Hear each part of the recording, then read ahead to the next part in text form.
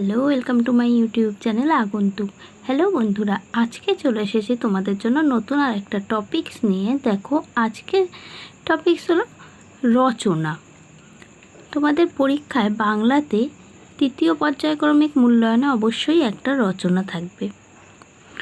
তো আজকের রচনাটা খুবই ইম্পর্টেন্ট একটা রচনা, বিজ্ঞান বিষয়ে, দৈনন্দিন জীবনে বা প্রাত্যহিক জীবনে বিজ্ঞান এই বিষয়ে।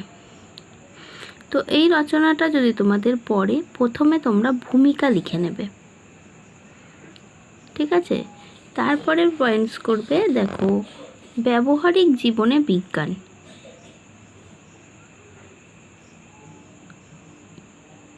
ঠিক আছে? ভূমিকার পরে চলে আসবে ব্যবহারিক জীবনে বিজ্ঞান, তারপরে সেই অনুযায়ী লিখবে ব্যবহারিক জীবনে বিজ্ঞান, এই পর্যন্ত পয়েন্টসটা হবে।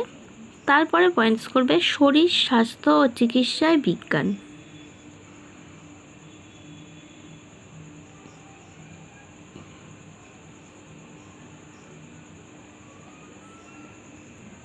এরপর চলে আসবে অন্যান্য ক্ষেত্রে বিজ্ঞানের প্রভাব, দৈনন্দিন জীবনে অন্যান্য ক্ষেত্রে বিজ্ঞানের প্রভাব। তারপরের পয়েন্টসে আসবে দৈনন্দিন জীবনে বিজ্ঞানের অপকারিতা। এর আগে পর্যন্ত চলছিল উপকারিতা, এবার চলে আসছে দৈনন্দিন জীবনে বিজ্ঞানের অপকারিতা, ঠিক আছে? এবং সব শেষে আসবে উপসংহার।